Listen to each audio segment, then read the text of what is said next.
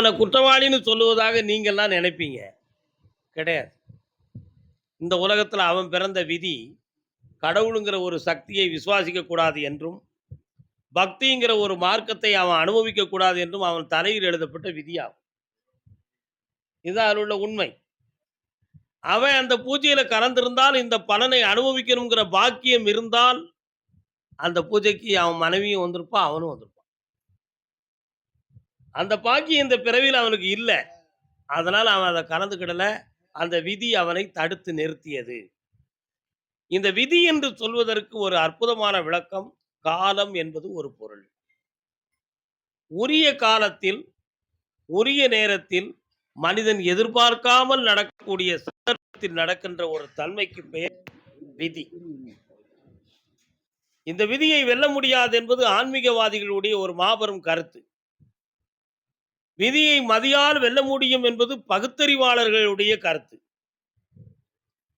மதியால் வெல்ல முடியும் என்ற ஒரு நிலைமையும் ஒரு விதியும் இருந்தால்தான் இந்த விதியை கூட வெல்ல முடியும் என்பதுதான் மெய்ஞானத்தினுடைய தத்துவம்.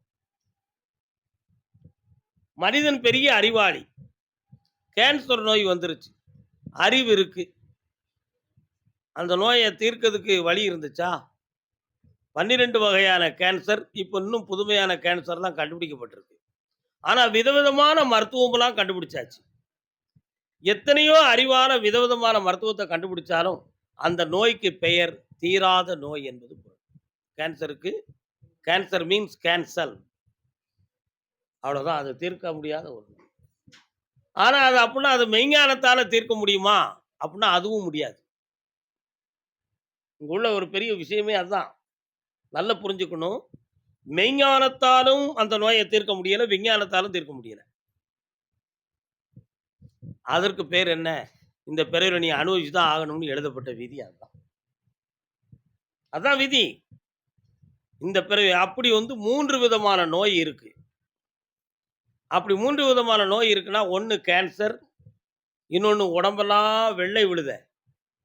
அந்த வெள்ளையை தீர்க்கிறதுக்கு உலகத்திலே மருந்து இல்லை, வேர்ல்டு முழுக்க மருந்து கிடையாது. அப்படி மருந்து இருக்குன்னு சொன்னால் அது ஒரு பெரிய சாதனை. யாருக்கும் அந்த வந்த வெள்ளை இதுவரை நீங்கவே இல்லை. அவங்களுடைய எண்ணங்களை பார்த்தீங்கன்னா, நம்ம சூசைட் பண்ணிக்கிடுவோம்லாம் முதல்ல அவங்களுக்கு தோன்றும். ஆனால் அவங்களுடைய மனதை பக்குவப்படுத்தி, இது இந்த பிறவியில் தீராத நோயாக முன் ஜென்ம பாவத்தின் அடிப்படையில் வந்தது, அதனால் இதை அனுபவிச்சு தான் தீர்க்கணும்னு நினச்சி மனதை பக்குவப்படுத்தி தான் இந்த உலகத்தில் அவங்களால உயிர் வாழ முடியும். இது 2வது நோய். 3வது நோய் சோரியாசிஸ். சோரியாசிஸ் வந்தவனுடைய அழகே மாறி போயிடும். மீன் செதில்களைப் போல உடலெல்லாம் புண்ணு வந்து வேதனைப்பட்டு அது அப்பப்போ தீர்றது மாதிரி ஆறுறது மாதிரி ஒரு மருந்து இருக்குமே தவிர, ஆனால் அதுக்கு நிரந்தர தீர்வுங்கிறதே கிடையாது. இதற்கிடையில் அந்த சோரியாசிஸ் ஒரு தொற்று நோயும் கிடையாது. அப்படின்னா என்ன அர்த்தம்? விஞ்ஞானத்தாலும் தீர்க்க முடியல, மெய்ஞானத்தாலும் தீர்க்க முடியல. என்ன அர்த்தம்? இந்த 3மே விதிவிலக்கு. இந்த 3 நோயுமே இந்த பிறவில இந்த மனிதன் இந்த உலகத்தில் பிறந்து இதை அனுபவிச்சு தான் ஆக வேண்டும் என்பது விதி. இதுதான் உண்மை. அப்போ என்ன செய்ய முடியல? அறிவாலும் வெல்ல முடியவில்லை, மெய்ஞானத்தாலும் வெல்ல முடியலை. அப்போ விதி என்பது இருக்கு என்பது தானே இந்த இடத்தில் உண்மை என்பதை உணர வேண்டும். இப்படியெல்லாம் பற்பல விஷயங்கள் இருக்கு. இந்த காலத்துக்கு தகுந்தாற்போல் மனிதனுடைய வாழ்வில் கோலங்கள், செயல்பாடுகள், மனிதனுடைய தோற்றம், கோலம்னா தோற்றம், தோற்றங்கள், அறிவின் விளக்கங்கள், மனதின் பக்குவங்கள், அனுபவத்தின் திசை திருப்புகள், இவையெல்லாம் இந்த உலகத்தில் நடந்துகிட்டே இருக்கு. நமதத்துவ நிபுணர் சொல்லுவாரு, காலம் என்று ஒன்று இல்லை அப்படின்னு சொல்றாரு. காலம்னு சொல்றதுக்கு ஒண்ணுமே கிடையாது. மனசுதான் அந்த காலம் என்பதை சொல்லுகிறது. ஆனால் காலம் என்று ஒன்று இல்லைன்னு சொன்னார். அவர் அதை தத்துவமா சொல்றாரே தவிர, கருத்தா சொல்றாரே தவிர நிரூபிக்க முடியல அவரால். ஒரு வயதுல பிறந்த ஒரு மனிதன் குழந்தையா பிறந்து 1 வயதாகி 10 வயது ஆகும்பொழுது அவன் மாறுதான். மனசால மாறினானா, இயற்கையால மாறினானா, வளர்ச்சியால மாறினானா அப்படிங்கெல்லாம் பார்த்தா அது இயற்கை. அந்த இயற்கை ஒவ்வொரு நாட்களையும் கடந்து கண்டு செல்லுகின்ற அளவுக்கு பெயர் தான் காலம். அந்த காலத்தை வென்றவர்கள் உலகில் யாருமே இல்லை. அதான் மெய்ஞானிகள்ல அகத்தியர் கூட சொல்வார், "பிரிந்த உயிரையும் கடந்த காலத்தையும் பேணி காத்தார் பூவுலகில் யாருமே இல்லைன்னார்." பிரிந்த உயிரையும் பிடிக்க முடியாது. கடந்து போன காலத்தையும் மனிதனால பெற முடியாது. இதெல்லாம் இயற்கையினுடைய விதி. இதெல்லாம் இந்த லோகாய தத்துவத்தினுடைய தன்மைகள். அப்ப காலம்ங்கிறது இருக்கு. அவர் மனோதத்துவ வாயிலாக அவர் சொன்ன விளக்கம் என்னவென்றால், ஒரு மனிதனுடைய மனம் உணர்ந்து கொள்ளுகின்ற தன்மைக்கு பெயர்தான் காலம்.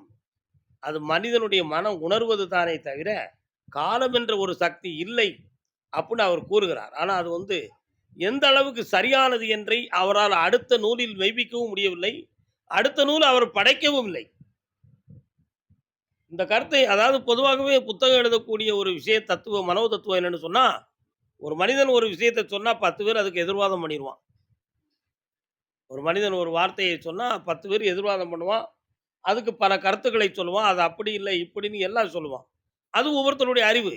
ஆனா அதே வார்த்தைய அவன் அச்சடிச்சு ஒரு புஸ்தகமா வெளியாக்கிட்டாம்னா, படிச்சுட்டு சும்மா தூர தூக்கி போட்டு யாருமே பதில் சொல்ல மாட்டாங்க. அதனால சொல்வதை விட எழுதுறது நல்லதுன்னு சொல்லி, மனிதன் உள்ளத்துக்குள்ள தோன்றத பூரா எழுதி நூல்களா ஆக்கியிருக்கான். இதான் அந்த நூல் அறிவு. ஆனா அவரு அந்த காலத்தை பற்றி அடுத்த வார்த்தை அவரால விளக்கப்படுத்த முடியல. அதுக்கு அவர் ரொம்ப விளக்கமான ஒரு தெளிவு நம்ம அனுபவபூர்வமா சொல்லும்பொழுது,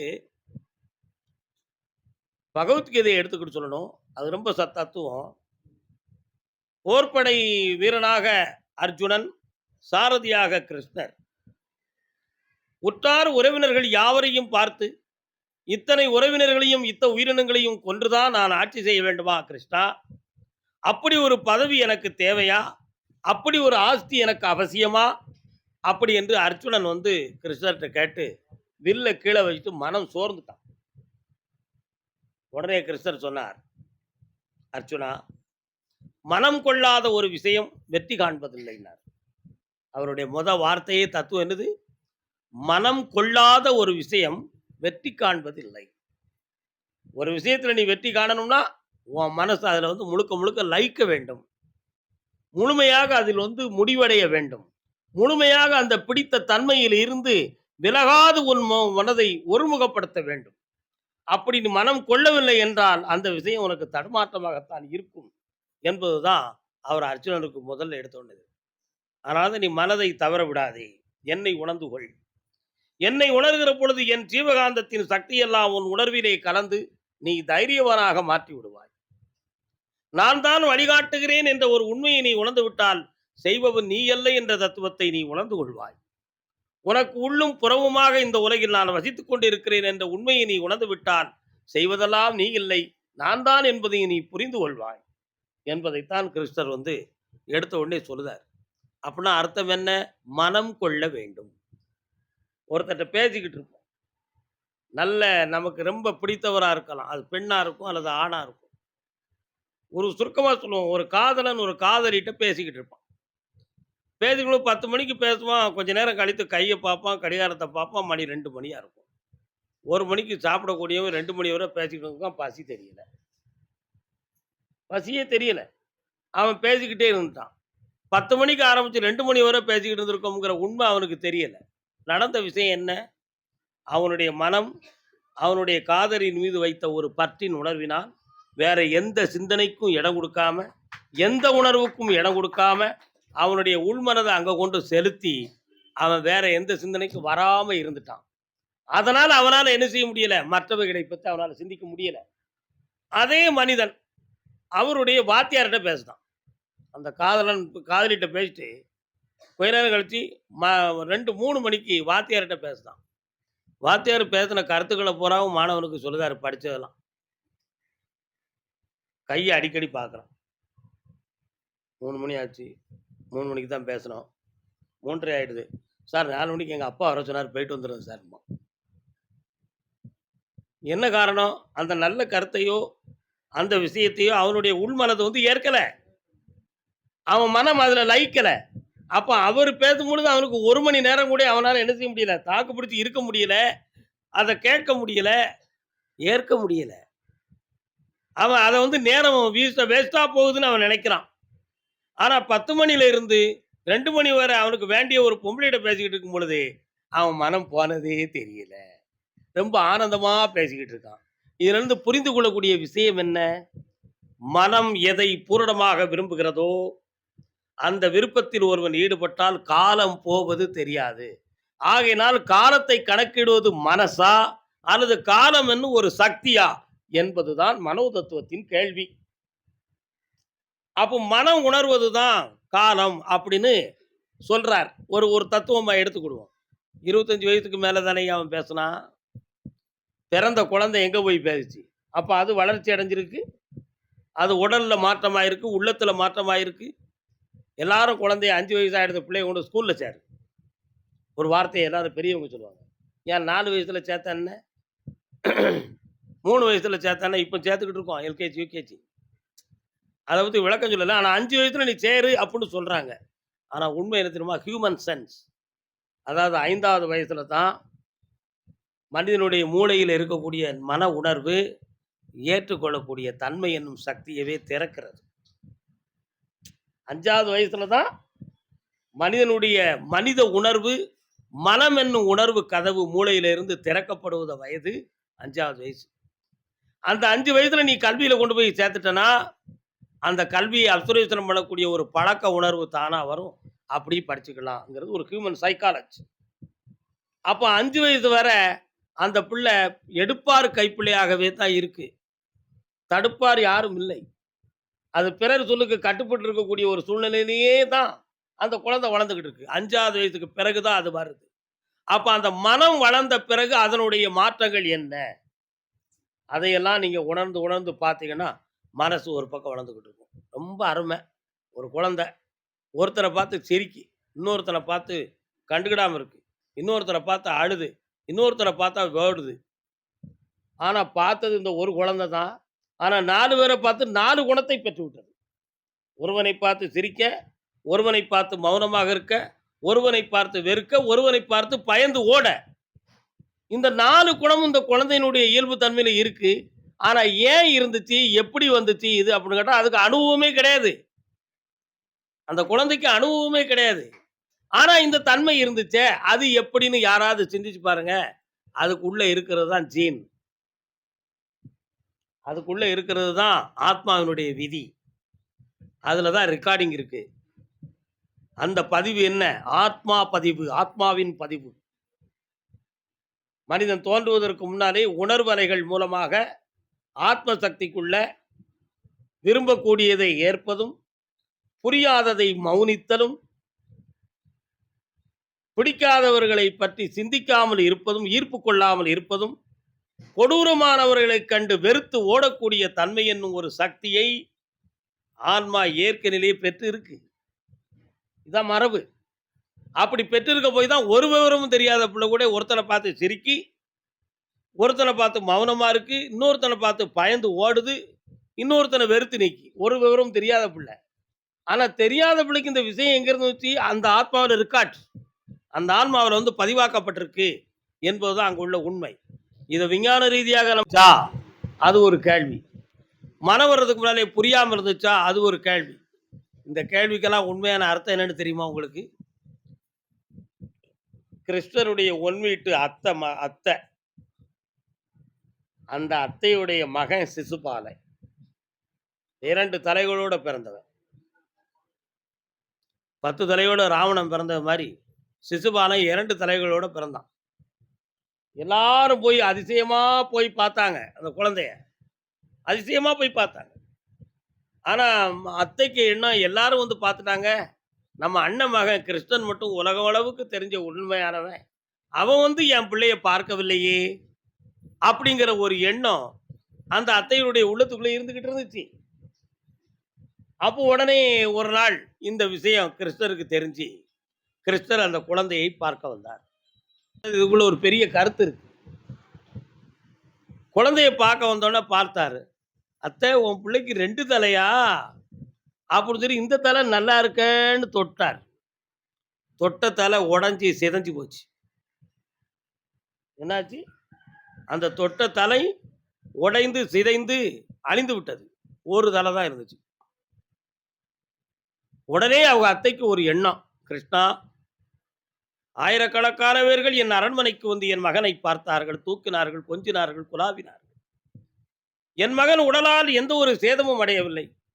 ஆனா என் இரத்த பந்தமாக என் சகோதரனுக்கு மகனாக இருந்த நீ, என் மகனை தொட்டவுடனே அவன் சிரசோ சிதறிவிட்டது. என்னைக்குனாலும் என் மகன் சிசுபாலனுக்கு உன்னால் தான் மரணம் நேரும் என்பதை நான் உணர்ந்து கொண்டேன் அப்பா. ஆகையினால் என் மகன் சிசுபாலனுக்கு உன்னால் எந்த மரணமும் நேரக்கூடாது. அப்படி எனக்கு ஒரு சத்தியம் செய்து கொடுன்னு கேட்டா. கிருஷ்ணர் சிரித்தார். அத்தே, இந்த ஒரு சாதாரண விஷயத்தில் ஒரு பெரிய தத்துவமே இருக்கென்று நீ உணர்ந்திருக்கிறாய். உலகம் அறிந்தவனாக நான் இருந்தாலும் உன் பிள்ளையை பார்க்க வரக்கூடாது என்றுதான் நினைத்தேன். ஆனால் 2 நாட்களுக்கு முன்பு என் அண்ணன் மகன் வரவில்லை என்று நீ கண்ணீர் வடித்த காரணத்தை உணர்ந்துதான் நான் இப்பொழுது உன் பிள்ளையை பார்க்க வந்தேன். அப்படி பார்த்த பொழுது ஏதோ ஒரு வித்தியாசமாக நடக்கும் என்ற உண்மையை உணர்ந்து அந்த ஒரு தலையோட நான் தொட்டதில் அவன் தலை அடைந்து விட்டது. அடுத்து இவனுக்கு என்னால் அழிவு ஏற்படும் என்பதை நீ உணர்ந்து கொண்டு பேசுகிறாய் அல்லவா? ஆமா. 100 பிழை செய்யும் வரை உன் மகனுக்கு என்னால் எந்த அழிவும் ஏற்படாது, சத்தியம்னு சொன்னான் கிருஷ்ணன். சிசுபாலன் எனக்கு 100 பிழை செய்வது வரை என்னால் அவனுக்கு அழிவு ஏற்படாது சத்தியம் பண்ணிட்டு போயிட்டார்.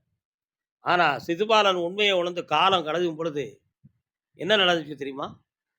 சிசுபாலன் கிருஷ்ணரை எதிரியாக நினைத்தார். இந்த விஷயத்தை ஏன் சொல்றோம்ங்கிற விளக்கத்தை சொன்னா தான் அடுத்த இந்த கதை வரும் உங்களுக்கு. ஒரு குழந்தை பிறக்கு. அந்த குழந்தை பிறந்த உடனே நம்ம குடும்பத்தில் உள்ளவங்க ஒரு நல்ல மனம் படைத்த பெரிய மனுஷன் கையில தூக்கி கொடுப்பாங்க.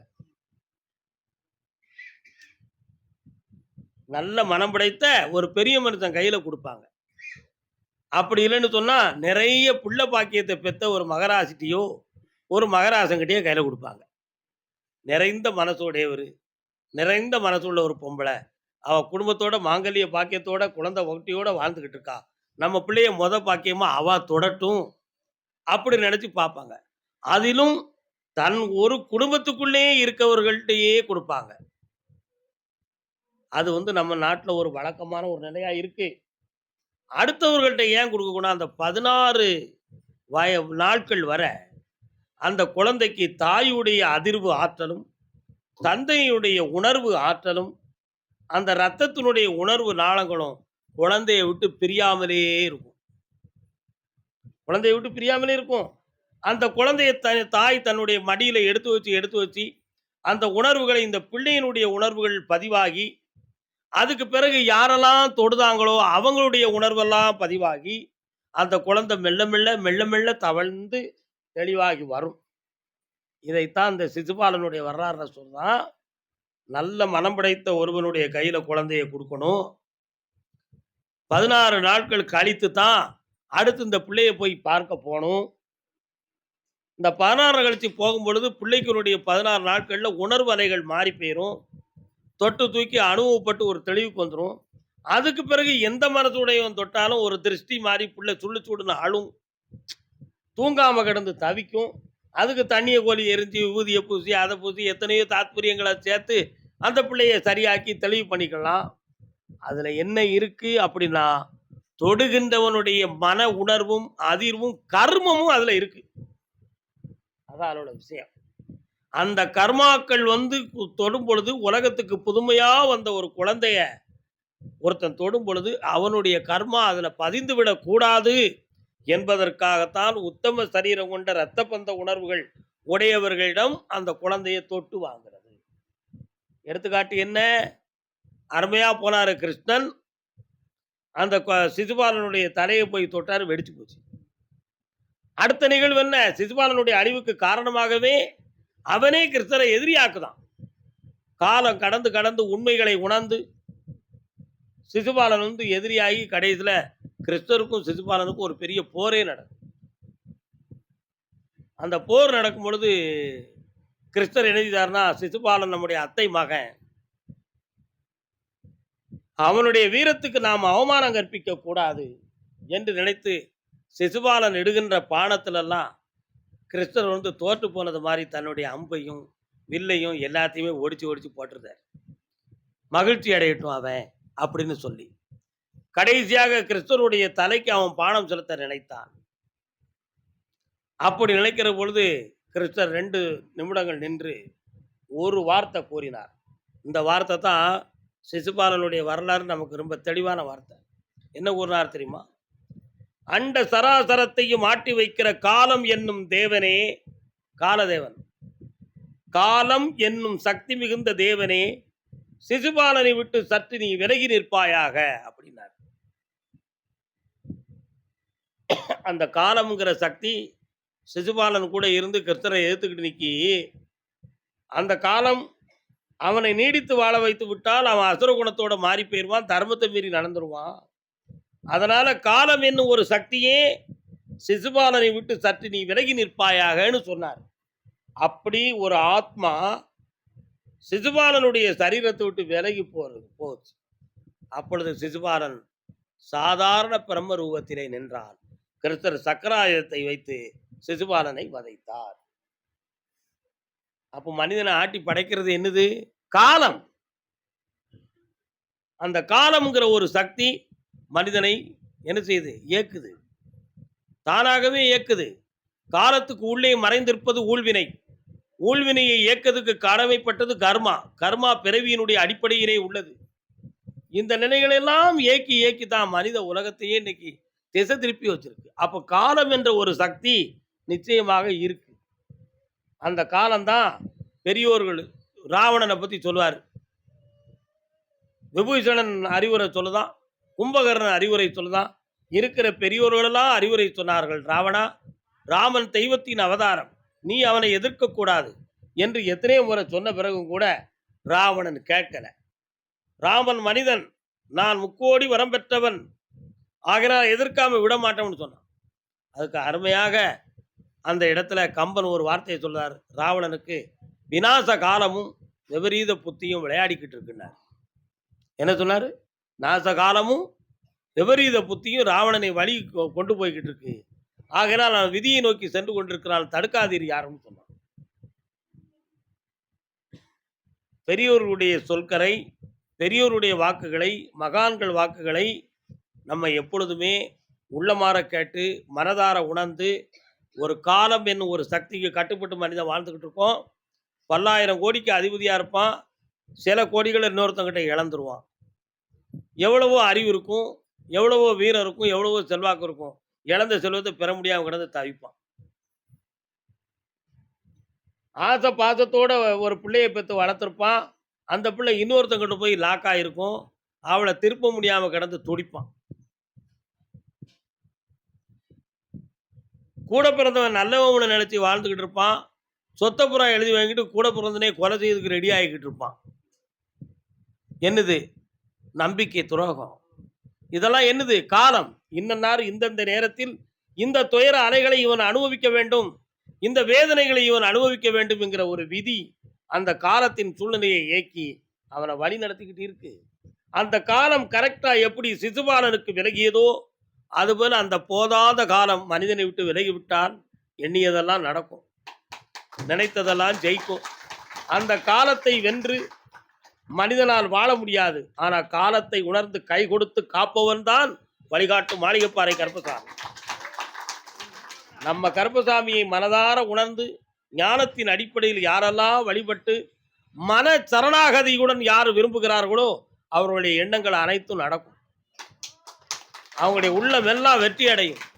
நீ வைக்கிற பூரண நம்பிக்கையும் நீ கொள்ளுகிற மனம் நிறைந்த நம்பிக்கையும் பக்தியும் தான் உன் வெற்றிக்கு காரணமே தவிர வேற யாருமே காரணமில்லை என்பதை புரிந்து கொள்ள வேண்டும்.